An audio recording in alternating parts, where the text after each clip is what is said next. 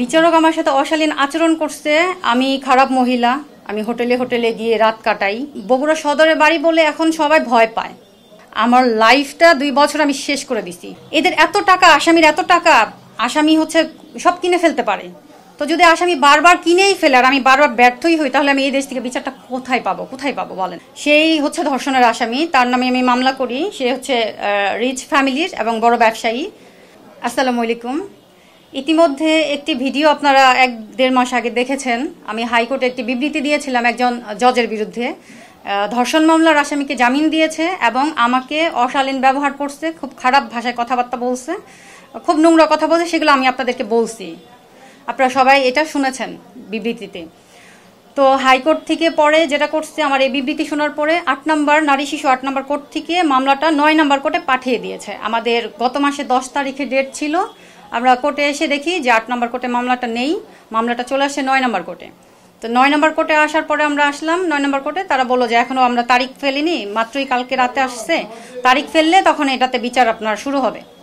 তো এটা শোনার পরে আমি হাইকোর্টে যাই রেজিস্ট্রার জেনারেল স্যারের সাথে দেখা করতে। স্যারকে গিয়ে বলি, স্যার আমার মামলাটা তো আপনাদের আদেশে 8 নম্বর কোর্ট থেকে 9 নম্বর কোর্টে চলে গেছে। তো 9 নম্বর কোর্টে স্যার তারা বললো ডেট পেতে দেরি হবে। পরে বললো না, আপনার ডেট 2-1 দিনের মধ্যে দিয়ে দিবে। ঠিকই দিয়ে দিয়েছে তারা, ডেট আমি পেয়েছি। আগামী পরশু আমার ডেট আছে 28 অক্টোবর। তো বিচার আমি কতটুকু পাবো, ধর্ষণের মামলার বিচার আমি কতটুকু পাবো, এই আশা আসলে আমাদের বাংলাদেশে বিচার পাওয়া। আমি আসলে 2 বছর ধরে কোর্ট কাচারি ঘুরে যেটা বুঝলাম, দৌড়াদৌড়ি করে নিজেকে শেষ করে দিয়ে হয়রান হয়ে যেটা বুঝলাম যে এই দেশে বিচার পাওয়া সহজ না বলতে বিচার হয়তো পাওয়াই যায় না। এরকম আমি অনেক ভিকটিমের কাছ থেকেও শুনেছি, তারা বছরের পর বছর ঘুরে যাচ্ছে, বিচার পাচ্ছে না। যেহেতু আমি 2 বছর হয়ে গেলেও আমি আজকে কোনোভাবে এই মামলা নিয়ে বেশি দূর আগাতে পারিনি। কোর্ট আমাকে বসতে বলে, আপোষ করতে বলে। যেখানে আমি মামলা করেছি, বলছি আমি ন্যায় বিচার চাই, সেখানে শুধু কোর্টগুলো আমাকে আপোষ করতে বলে। তো আগামী 28 তারিখে যে মামলা আছে, এটার শুনানি আছে, দেখি এই কোর্ট কি বলে। আপনাদের সহযোগিতা চাই, আমি যেন ন্যায় বিচার পাই। কারণ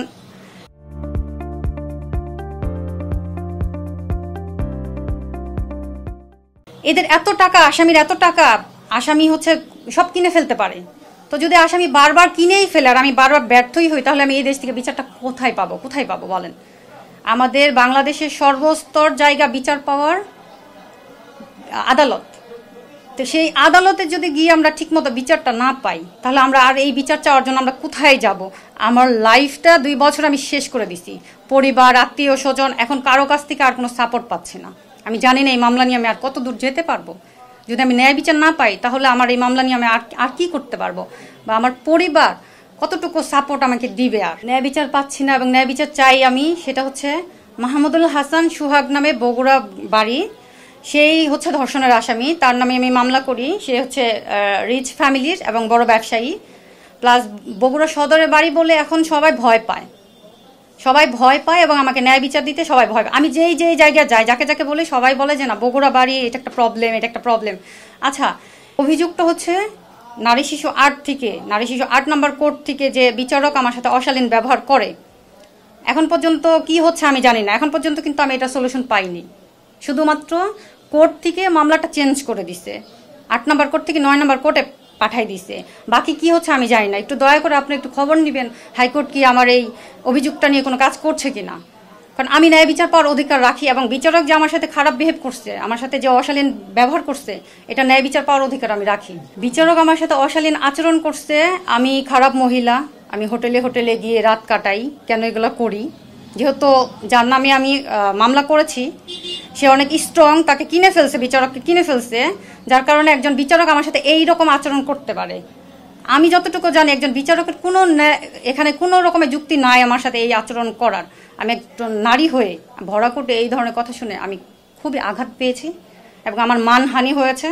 আমি এটার বিচার চাই। মিথ্যা অভিযোগের কারণে মামলাগুলো টিকে না, এরকমটা না। আমি যতটুকু দেখলাম, আমি কিন্তু সবার কথা বলবো না। আমি যতটুকু দেখেছি সেটা হচ্ছে যে এই মামলাগুলোতে যেভাবে তারা কোর্টে এটাকে কি বলে, তদন্ত করে, কোর্টে জেরা করে, কোর্টে নারীদেরকে যেভাবে হেনস্থা করা হয়, নারীদের সাথে যে আচরণ করা হয়, অশালীন আচরণ করা হয়, লয়াররা যেভাবে আচরণ করে কথা বলে, নোংরা আচরণ করে কথা বলে, এভাবে অনেক নারী এর উত্তর দিতে পারে না। কেন পারে না? তার কাছে উত্তর আছে, নাই তা না, উত্তর আছে, কিন্তু সে লজ্জায় দেয় না। সে লজ্জায় উত্তর দিতে পারে না। একজন নারীকে যে ধরনের প্রশ্ন করা হয় সেই ধরনের উত্তর দেওয়া এত সহজ না একটা নারীর ভরা কুটে। হয়তো একজনের কাছে দেওয়া যেতে পারে, কিন্তু ওপেন কোর্টে এইভাবে উত্তর দিতে পারে না। আর যেই কারণে আমাদের দেশের নারীরা ন্যায় বিচার পায় না।